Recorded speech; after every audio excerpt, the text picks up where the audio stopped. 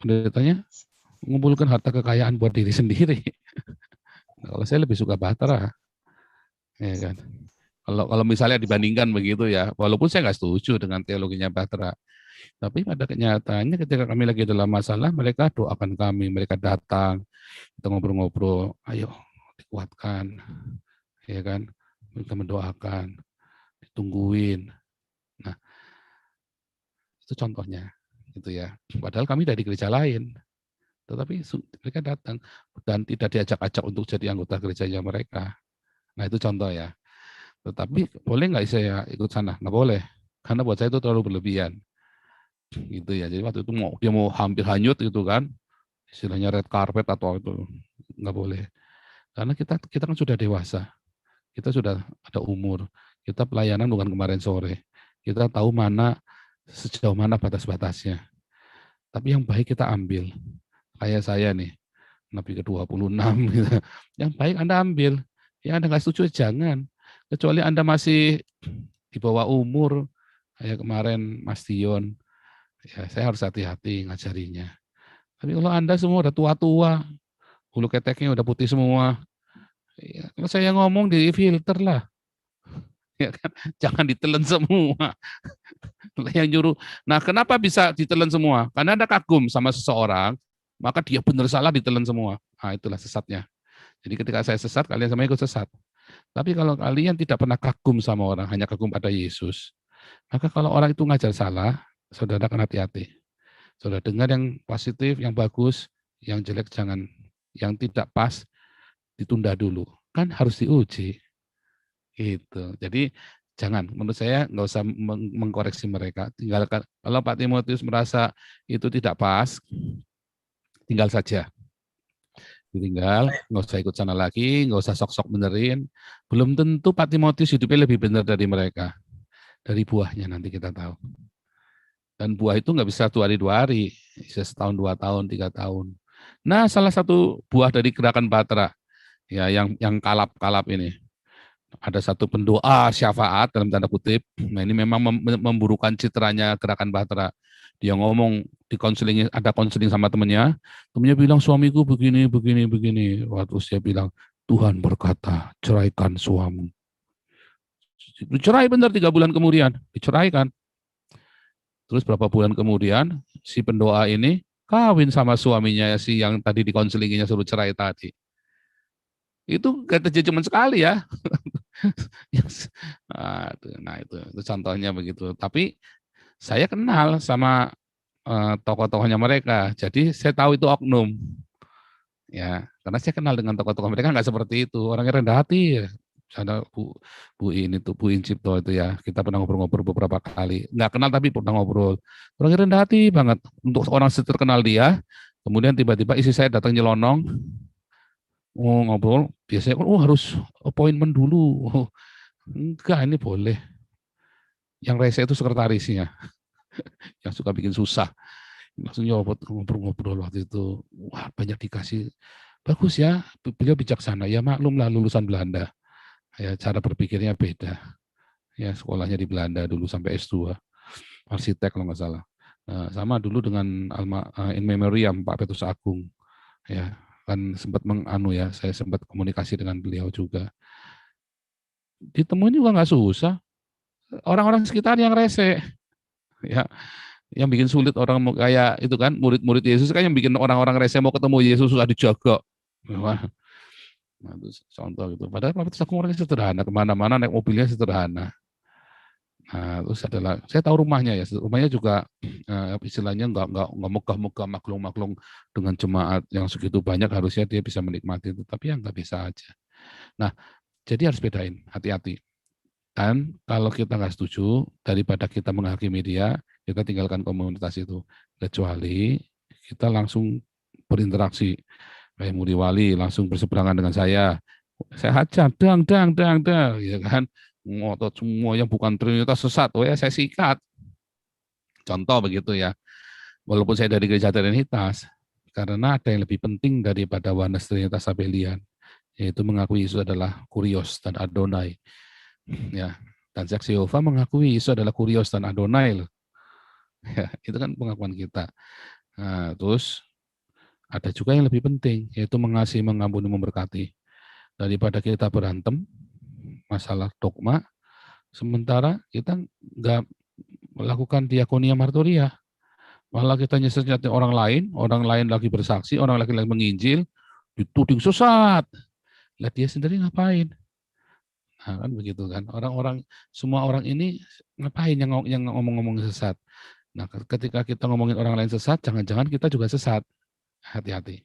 Gitu. Saran saya tinggalkan komunitas itu kalau memang nggak cocok.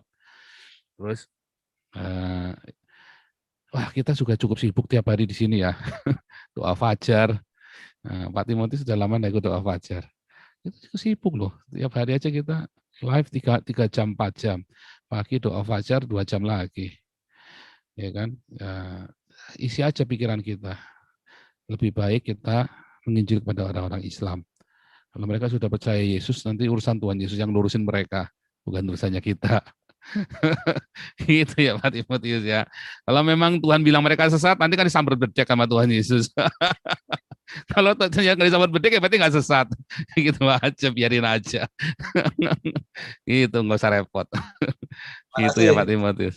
Iya. Ya, Jadi mentalitas kita harus gitu ya, sikap hati kita ya. Oke, Lukulio, Halo, silakan. halo. halo Mbak Ya, Paul. Pak Pendeta. Ini Pak Pak Lukulio Paul, dulu, Pak Pendeta. saya mau Ya, iya, mau tanya dua hal Pak Paul. Yang Ya. satu masalah konsep mosia sama media itu ada pembedaan ya Pak, yang sama-sama diurapi tapi kan yang satu menebus dosa, yang satunya cuma diurapi mungkin kayak semacam urapan kenabian gitu ya Pak. Terus yang mana yang itu aku bingung, kadang ketuker-ketuker gitu Pak. Kok kayak Kenapa? tiap beberapa orang ngomong itu banyak yang konsep mesia sama mosia itu Pak. Kan aku pernah ngobrol dengan Mosia itu komunitas. kan sebetulnya dari kata Yasya, itu tuh jadi kata kerja, ya kan? Itu di Yesaya 40, saya lupa aja. Yesaya Tuh, 10 Pak. iya, Yesaya berapa? Yesaya 10 kalau nggak salah itu Pak. Ya, sama di Yesaya 40 berapa itu. Dia bilang, akulah Yehova, akulah Yehova Mosea, gitu kan. Nah, itu dari kata juru selamat, penyelamat. Nah, kalau Itu yang Mesias dari satu kata ya, yang Hamasia mesia itu yang gimana? diurapi. Yang mosia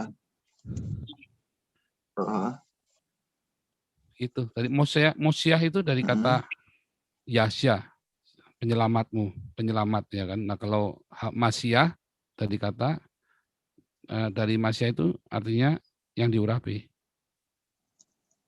oh, itu kan katanya dua mereka bilang dua oknum yang berbeda. Kalau yang satunya itu tiap 100 tahun sekali itu di 4 penjuru bumi itu pasti ada. Kayak semisal dia ngomong kayak contohnya Gus Dur. Gus Dur itu adalah sosok yang kemungkinan besar adalah mosia itu yang diurapi untuk menjadi kayak pemimpin dan guru suatu bangsa yang untuk mendamaikan suatu bangsa gitu. Terus itu dia bilang kayak gitu. Tapi kalau yang juru selamat penebus dosa itu beda. Itu masih kita tunggu, dia bilang gitu. Yang bilang Nah, itu siapa? nggak tahu namanya, saya cewek Pak. Waktu itu ada nggak sengaja masuk saya ke ada teman ngasih link Zoom, terus aku masuk kayak dia mengajar gitu posisinya kayak dari Judaism kayak. Kalau bagi orang Yahudi. Terus yang kedua Pak, yang mau saya tanya itu yang apa namanya di tentang yang Wahyu 6 sama Wahyu 19 kan ada kuda putih, merah, kuning, hijau. Yang putih itu kan banyak denom gereja mengatakan bahwa itu Tuhan Yesus. Tetapi kan di situ ada kayak kodenya itu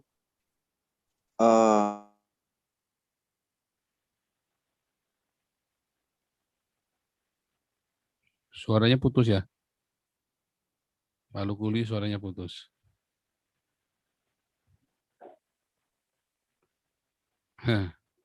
Ya kayak Pak Indro dulu, nanti biar lanjut ya. Pak Indro, silakan. Saya, Pak. Iya, senior. Shalom. Suara Pak Paul Shalom. kayaknya memang lembut atau memang agak kurang keras? kurang keras, kurang pasti mulutnya. Kalau udah bagus toh? Oh, udah bagus dong, udah keren. Peralatannya Kan baru. larang alatnya saiki. Iya, Dulu saya jelas beli lah. harganya yang 160.000 rupiah. Yang ini harganya dulu 10 euro. Yang ini sekarang 100 euro. Waduh, Eh, waduh, waduh, waduh. Dulu 10 euro saya pakai cuma buat dolanan toh itu beli Iya, yang itu kan. haleluya. Terus diberkati Tuhan ya saya beli yang bagus sekali Iya, kan buat kita mesti pelayanan. mensyukuri lah. Eh, Iya, eh. kan? Oke, terima kasih Pak Paul. Salam buat teman-teman semua, saudara setanah air Indonesia. Begini Pak Paul, itu kan Israel bangsa pilihan Tuhan. Jadi saya itu senang aja mengucap syukur sama Tuhan, Pak. Jadi saya berterima kasih Tuhan dengan adanya gencatan senjata, nggak nambah korban, ya kan, satu itu. Terus yang tidak membuat repot yang ada di Indonesia, Pak. Jadi nanti saya melihat itu kasihan mereka-mereka yang pada tidak tahu. Timbul anak-anak kecil atau masih muda-muda. Memang dia mengutuk Palestina, tapi kata-katanya itu kan tidak etis gitu loh. Jadi tidak sopan. Kan susah Pak, kadang-kadang kalau kita ini dibiasakan dengan hidup orang tua yang tertib, bahasa kita juga kita jaga, nggak suka misuh-misuh gitu kan. Jadi kalau melihat mereka-mereka yang ditangkap, kadang-kadang saya melihat, wah itu mesti harus dikembalikan lagi, disuruh mendidik orang tuanya. Ya, tapi nggak perlu dihukum. Jadi saya mengucap syukur aja bahwa gencatan senjata ini hilang, tidak ribut, Indonesia juga tidak banyak makan korban, tidak dipergunakan mereka-mereka kaum kadrun membuat heboh. Karena sebentar lagi juga mungkin Indonesia ada sesuatu yang heboh lagi, tapi kita nggak tahu. Jadi ini perlu diakhiri kegaduhan. Saya bilang, gaduh Indonesia ini gaduh, kadrun pada muncul. Nah ini menyuarakan, ini memberi panggung kepada mereka. Begitu saja Pak Paul, jadi dilanjut dengan rekan-rekan, saya hanya breaking news, mengucap puji syukur kepada Tuhan begitu baik. Jadi apa yang kita doakan semua juga sudah dijawab. Terima kasih Pak. Haleluya. Thank you Pak Indro. Ayo Pak Wilson Mahakena, silakan.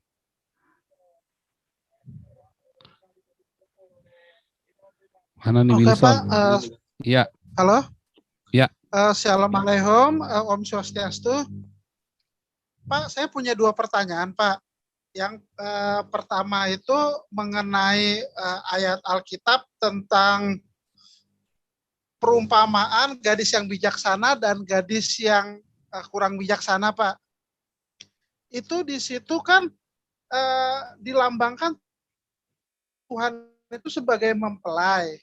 Sedangkan biasanya kalau Tuhan dilambangkan sebagai mempelai pria, gereja kan dilambangkan sebagai mempelai wanita.